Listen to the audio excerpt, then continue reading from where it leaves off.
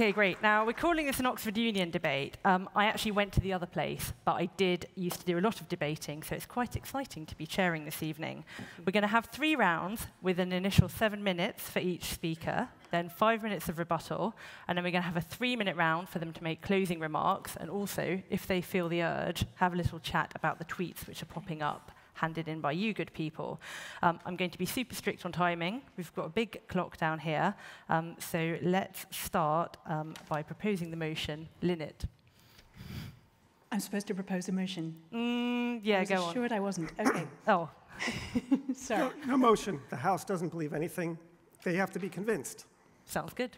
OK, fantastic. I propose the motion that Linnet is a Luddite, just to see if I can get the word Luddite to play on the Twitter screen. Come on, please. No. OK. Oh, Luddite. We'll give it a go. All right. Hi. Thank you so much for being here this evening. I'm going to say 3 things that are very obvious, and then I'm going to say 1 thing that's very blasphemous.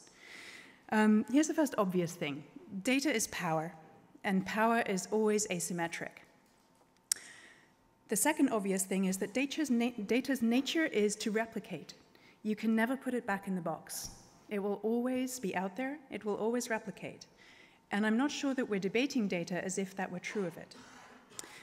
Third, that big data in particular has gathered its own mythology over maybe the last 10 years or so, gradually. You may have heard the classic keynote reference to Target messaging somebody that someone in their household was pregnant and that they should be buying certain products. I've heard this develop over the last just 4 years even, from Target having divined that someone was pregnant from what she was buying, to Target knowing that the girl was pregnant before she did, because big data knows. And I found that fascinating. This was at a keynote from a very reputable person. I think it was a professor at a conference recently, who honestly put forward the idea that big data knew when we were pregnant. So I really liked that, because it really illustrates the kind of mythology that surrounds big data at the moment. It's developing its own gods and devils, Also, big data gives rise to a lot of solutionism. If anyone here has read Evgeny Morozov, you'll know that he writes about people coming up with solutions that don't relate to existing problems. And I think that this is a particularly important thing to think about in the sphere of big data. And the sacrilegious thing I'm going to say is about Ebola. I don't know that big data could have helped at all in combating Ebola. And I think it's very important to say that. I work in development studies. I try to understand what's going on in West Africa. That's what I do for a living. And I think that big data has been shown to be fantastic for earthquakes. I think that in Haiti, it was great to know who was trapped under rubble. I think if there was, God forbid, an earthquake in Brussels tonight, we'd be pretty happy for big data and for Ushahidi and for a number of platforms that have grown up around helping people in disasters using big data analytics. However, the logic is that big data helps us track the spread of an epidemic, right? That in itself is an interesting scientific proposition. We need to be able to do this. It is indubitably an important thing to work on in terms of big data analytics. However, I would argue we don't know yet the circumstances under which big data could possibly help to actually combat an epidemic itself. We know we can track it. That gives us the ability to watch a massive human tragedy in real time. However, those of us in development studies would feel that if there are no resources to put into it on the receiving end, then perhaps tracking it is not actually that useful and is even voyeuristic. It becomes, as I said, a post-mortem on human tragedy. Mobile data is being demanded, though, as the new silver bullet for just about everything. But particularly in developing countries, if there aren't resources, and for instance, in the case of Ebola, there isn't a functioning public health system in the countries affected, it's not really that helpful to watch the epidemic spreading remotely. Why didn't Ebola spread when people who carried the virus arrived in the UK or the US, for instance? It wasn't because we had excellent mobile data tracking. It was because we had functioning public health care. So the prevalent discourse says that with data, with big data, we can map poverty, we can optimize transport networks in the developing world, we can combat epidemics.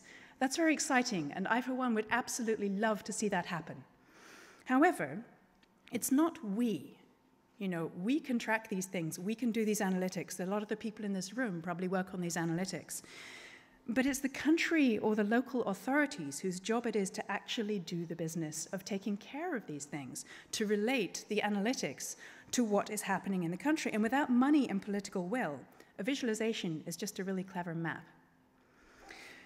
So I think that data doesn't exist in isolation, and mobile data showing disease spread also shows political networks. It also shows the spread of goods and trade. Its darker side is it also shows the spread potentially of dissidence and political activism. And a lot of the countries which have natural disasters and which have terrible epidemics also have governments that would prefer to know where political dissidents are and prefer to track the spread of political ideas and activism. And I wonder whether sometimes data might not be useful in a secondary or tertiary way for those governments in doing that. We don't know. We don't really have a way to check the flow of data once we let it out of the box. So I would argue that we're actually looking the wrong way when we debate about privacy right now. We shouldn't necessarily be talking about personally identifiable information, which I know is a huge focus in Brussels right now. We should maybe also be looking at demographically identifiable information. We should be looking at the multiple uses of big data beyond what we can see. We should add politics into the mix as well. And it looks as if when we do that, we should consider data very differently. The current framing of personally identifiable information, privacy self-management, don't work when you look at Liberians being visualized from an office in New York. So I think that on the whole, companies are right to be a little bit wary of who they give their data to and what those people might do with it. Those people have the best of intentions. A lot of them are my colleagues and friends, and they are doing fantastic scientific work. However, data is power. Power is always asymmetric, and companies know they get requests from security agencies, they get requests from governments in their countries of operation for data that can be used in a whole myriad of ways. And I think they're cautious because they do visualize bad uses of that data. So I think it's important to come up with some ideas on how to do no harm rather than how to preserve privacy. And in order to do no harm, we need to be more like doctors. We need to have a wealth of knowledge beforehand, before we use data, on what its potential is. Is its potential to invade personal privacy, or is its potential to invade the privacy of a whole movement, or a whole group of people, or a whole ethnic class? Is its potential to save lives, or is its potential to unmask networks that would prefer to remain hidden? That could be good if they're terrorist networks. Equally, they could be dissident networks. And the same data will unmask both in very similar ways. The models can be used for both purposes.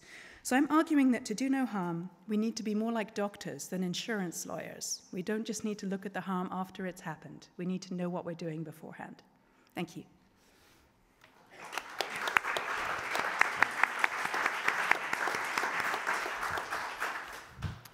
Thank you very much. That was very eloquently put. And the difficulty in looking at tonight's debate in front of us is that there's so much commonality between Linnet Taylor and myself and our views. But what's very interesting, it's sort of like two people walking, setting off on a path, when they're actually extremely close together at the start.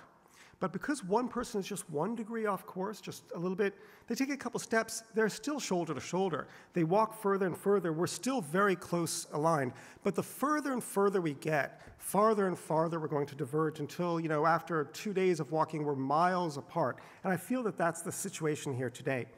Now, to explain what I mean by that, let me take the point that Linnet ended with this idea of we don't really want to protect privacy per se, it's really about we don't want to do harm. And I fully agree with that. I think that's exactly the right attitude, that we should put the focus on the harm rather than this sort of ephemeral concept of privacy, which itself always changes, and which, as we already know today from the raise of hands in terms of who actually tries to actively protect their privacy before they download an app, we do a terrible job protecting it today, and I think Linnet and I agree with that, as Matthew does, and I think we all would agree that's why we're at this situation here with EU, creating new rules. Whether they're the right ones, we'll see. So to explain what I mean by this, let me start with a story, and so we can focus our attention. And the story is of a very nasty little virus called Clostridium difficile. C. difficile is the very Latinish term for hospital infections, and hospital infections are very deadly and very costly. Millions of people get them each year in the West. 70,000 people die of it alone right? And hundreds of thousands of people die of it because of complications from their other treatment, but just 70,000 from the people who get it. And the medical profession uses data to identify who's likely to get C. difficile so that they can staunch it before the full-blown symptoms emerge and save the patients. And they use about 12 different variables to identify who's likely to get C. difficile so they can target their interventions. So when researchers at MIT decided to improve upon it, they didn't use 12 different variables, they used 11,000. And it was all the data that they could get from the hospitals of all the patient care. And although you can anonymize the data, you can still identify who that person is with all of this non-personally identifiable information together creates a mosaic that identifies the person because you know their age, you know their race, you know when they're in the hospital, who they were in the hospital room with, which hospital room. You know not just the disease that they had, but the time of their stay and what doctors and nurses and even attendants attended to them. And altogether, although they were much more effective at identifying with a huge bump in progress, about a 10 percentage point, 15 percentage point bump in progress, which would have meant thousands of people who would otherwise suffer and die being alive, sadly, we cannot use this technique in part because privacy law actively obstructs the use of this technique. Now, nobody in the privacy policy community actively decided that several thousands of people in the West should suffer and die because of hospital infections, because of the value of privacy. No one made that decision. There was no trade-off there. But that is the effect that privacy law has. And it's not just there, it's everywhere we look. And we can sympathize with policymakers. When we defined modern privacy law, in essentially the OECD principles, it came out in 1980, those principles. And it embodied all the technical assumptions and data statistical assumptions of that era, right? It was an era of client-server computing and mainframe computing, right? It was an era in which you actively shared data from one party to another. There was very little passive collection. You actually had to actively collect it. So of course you put the onus on collection, and of course you made notice and consent the cornerstone of it. There was other principles that need to look at, be re-examined, need to come under the microscope. Things like the purpose specification principle. You need to identify at the outset all the uses to which the data is going to be put. Well, if you knew that, then there would be no innovation, right? Of course. I mean, the idea of MIT researchers using 11,000 variables to identify hospital infections and thereby being better at predicting who's going to get C. difficile was fantasy in 1980. It was impossible to even conjure in the imagination. Yet that's the reality that we have today. But if you go to the hospital, you're not going to benefit from that technique. I personally believe there is a moral imperative in society that if we can reduce suffering, we must. If we can reduce injury and death, we must. And if privacy law obstructs that, we need to change privacy law. And to harken back to what Dr. Taylor said, we must do no harm. So where does this take us? I believe that we need to change the default setting in society from one in which we defer, sort of out of muscle memory, towards prohibiting the use of data, to being a lot more permissive and allowing the usage of the data. By doing so, we might find that we want to change the focus of the regulation from the collection of the data to the usage of the data. That's a lot harder to do. Regulators love the collection of data, and we can all see why, right? Because that's the place, that's the edge with which the black box of the company, that's really hard to get a glass into and lens into and see, meets where the data comes in. But if you think about it, the world in which a consumer actively has to consent to giving that data to an entity that's going to collect it is going away in a world of machine-to-machine communications and AI algorithms that are going to be processing it. Every light fixture, every light ballast is going to have a sensor in it, identifying itself not only to give light and the energy usage of it, but also as a smoke detector, and also who's in the room, where they're going, are they fleeing, are they huddling down if there's smoke there? And we're going to be able to save people's lives. because it's going to identify maybe if the person is a toddler or if the person's an adult. But if privacy law does not allow us to innovate, then shame on us. Thanks.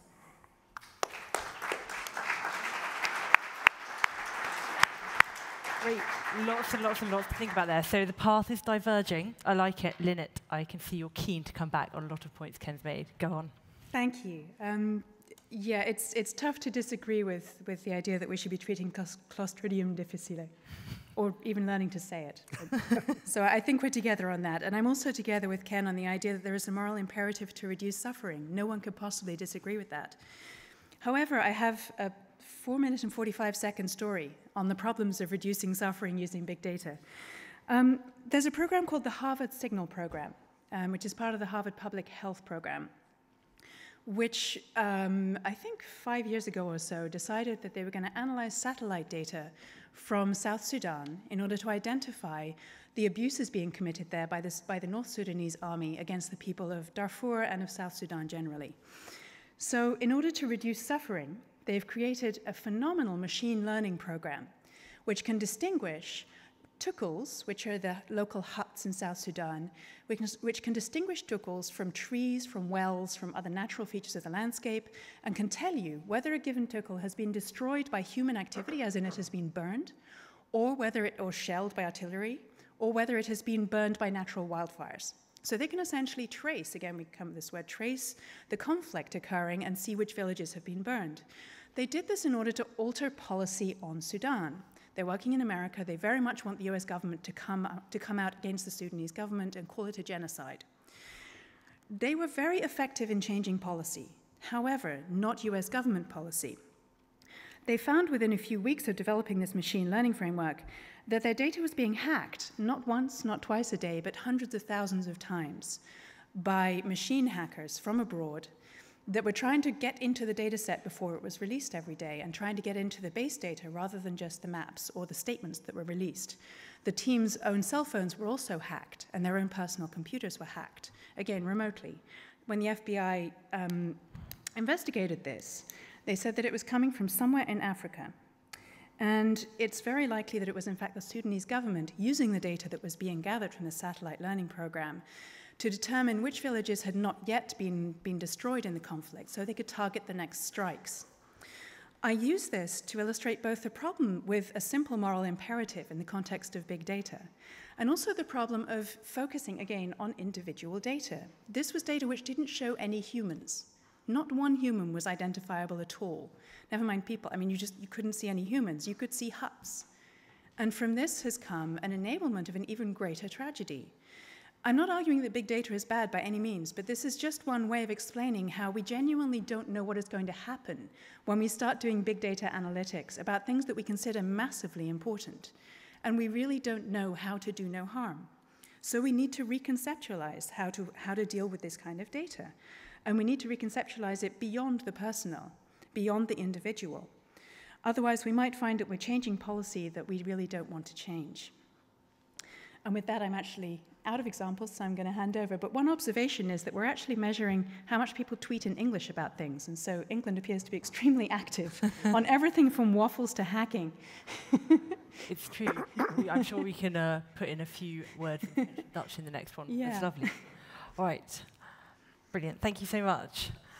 Okay. Save my time. Yeah, no. This is very, honestly, we've got so much to fit in the panel. I'm super grateful to you. Brilliant. Ken, we've got a challenge for you. There we are. Off you go. Yes, thank you. Again, excuse me, please. Again, there's so much commonality between our two positions. Let's take a moment and think about this. First, in terms of hacking and cybersecurity, the data is going to be vulnerable, whether it's about an individual or it's about a group.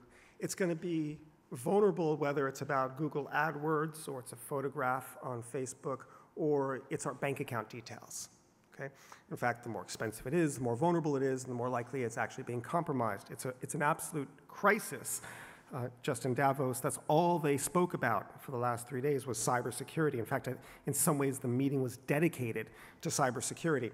So we can all agree that it is a serious problem. There's no easy solution. It was a problem, of course, prior to all the data records being stored electronically, but it was really hard to steal all the confidential documents of the NSA in a single 6-month period in the past without a lot of tractor-trailer trucks. Now you can do it on a thumb drive, which is how Edward Snowden was able to put it all and give it to Glenn Greenwald and Loya Poitras. So the point here is that there's nothing new with that, and we can all agree we've got to protect against that. The second thing is I fully agree that we don't know how the data might be used, and there may be problems with it. It's for that reason that I fully support the idea that we apply a do not harm rule to it, again, focusing on the use of the data, not the collection of the data per se. Because when you think about it, data is the best thing that we've got going in society to help us with our problems. And we don't know today, axiomatically, we can never know today all the uses to which the data can possibly be put to solve some of those problems. You can think of data and the value of data like you can money, and money put into the banking system. You can take your hard-earned dollars and euros, put them under your mattress, and you'll be saving your money. That's fine, right? But if you don't, if you put it into a system, if you use it, sort of the stored energy becomes kinetic energy, you put it into the banking system, it flows around about 14 times by being lent out to others, saved and lent out. Economists call this the multiplier effect. Data has the exact same property. In the case of the financial sector, it's the way that we can actually build a toll bridge before any car passes on the toll bridge, right? We built an airport terminal that costs $1 billion in construction value, and you pay it before a single landing fee is paid by an airline. So there's a beauty in the multiplier effect and the banking system. With data, here's how it works, okay? dunnhumby collects data for Tesco, which is a large supermarket in Britain, and they're able to identify changes in shopping patterns. First thing that they can identify is that when people start buying the same brands, just a little bit more, and then a little bit more, and a little bit more. If you've ever walked into the home of a dementia patient, you'll open up the cupboards. It's all the same things. Every single butter, there might be 5 sticks of it, same brand. Milk, same brand. Spaghetti, same brand. People just start, they're not even aware of it. They start to actually condense on just a few things because the world just becomes a little bit more of a challenging place for them. And then suddenly dunnhumby can identify that people start getting dementia medication. And then by back testing different things, as soon as someone at earliest stages, years before they're going to be diagnosed with dementia, they're able to detect the weak signal. And what they would be able to do then is they'd be able to send a letter saying, hey, not that they're not going to send a letter saying you're having dementia, right? That would just create a lot of anxiety, and of course there's a lot of false positives and false negatives. They just simply say, they might have an arrangement, they say, with the health service of the country, and to say, hey, you might want to go in for a checkup, right? And a lot of people would do that, right? They would like to do this. Clive Humby himself has testified at a parliamentary committee saying he would like to do this, but they can't. Privacy law, again, prevents them from doing this. And it is for precisely this reason that we need to re-examine why we have these rules and change them. Thank you.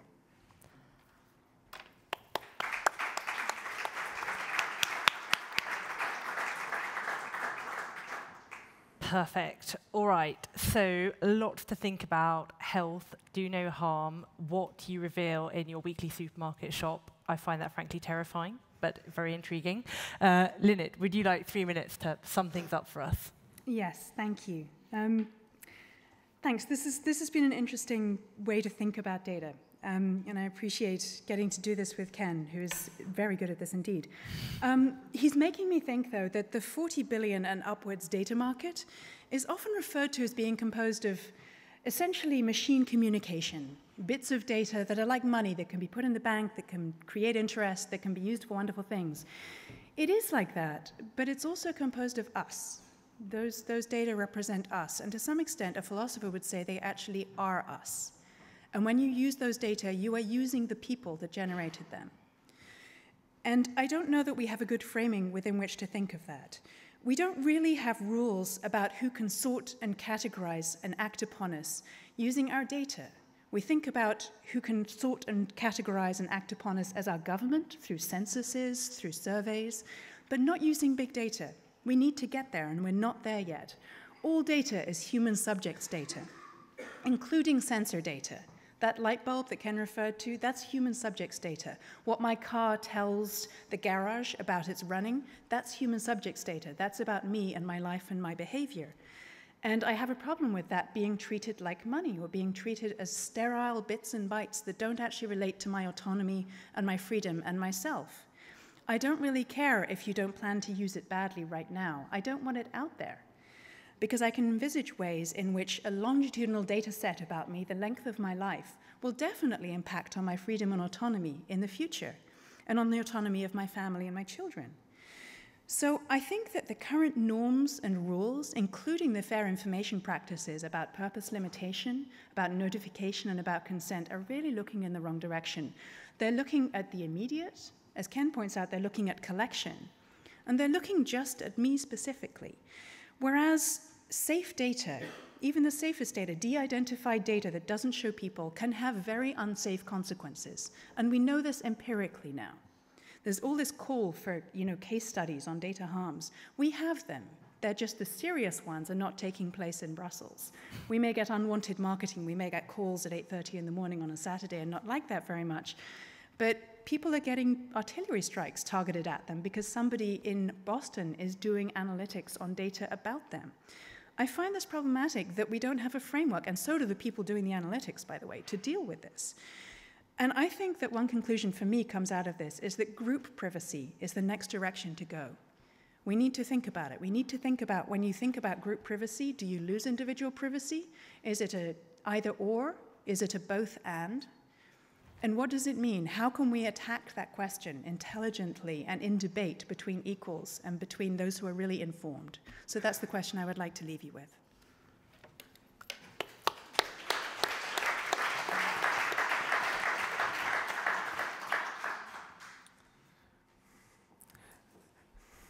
So today, Vodafone released a report, and the report has lots of statistics, and I'd like to draw your attention to two of them. 50% of people, when polled, said that they would be willing to share their medical records if it was de-anonymized and it was going to be useful to help save lives. 70% of people said that 70% of people said that they would share it, de-anonymized, but 50%, half of people said they would actually allow personally identifiable information to exist and to share it if it had its utility, if it had usefulness to help save lives. Now that's very interesting, right? Because it's statistics like that that do not appear in the cosmology of privacy regulators around the world. I believe that they're living in the past, and they're doing so not because they're nefarious people. On the contrary, I think they're some of the hardest working and most dedicated people and civil servants because they understand the absolute critical necessity of getting this right and the important stakes of privacy in a digital setting. I do think that they're often colored by their backgrounds. Part of it is the muscle memory of 1980 and the idea of the OECD privacy guidelines, which isn't just for OECD nations, but is now the template of how we regulate privacy all the way around the world, whether in Vietnam or even Myanmar, right? With all these specifications that you could identify the use at the outset, or that you destroy the data once the original purpose has been fulfilled.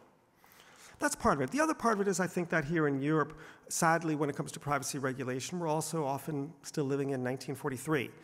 And that's too bad, because although I think we need to be very vigilant and on guard about the asymmetry of state power and of commercial power, we also need to build in those safeguards and also recognize that we can use data to help society and save lives. What are the easy cases? What I would consider the easy cases would be things like medical records. If they could go to approved researchers, they could be anonymized. things like call data records during humanitarian crises, yes, including in cases like Ebola, because we'll see if it's effective or not at identifying where the spread of disease is. And perhaps in other areas as well, like the transport of urban centers and the population flows there, although we have to be very vigilant, as Linnet pointed out, about group privacy. I do think that that is the next frontier that we need to think about. But what it means for all of us right now is something deeper and more philosophical, and it's this. Data is not just some sort of bit or byte. It is about us, and it's about how we live. It's about something deeper still. It's about the empirical knowledge of the world, about man's reason to understand the world and his place in it. I think that not using data is the moral equivalent of burning books. You think it's funny, right? The way that we're going to help our global challenges, whether it's lowering the cost of medical care, improving medical service, tackling climate change, is going to be by using data. The economy works well by having as least friction as possible. Privacy laws should not obstruct how we understand the world with empirical evidence. Thank you.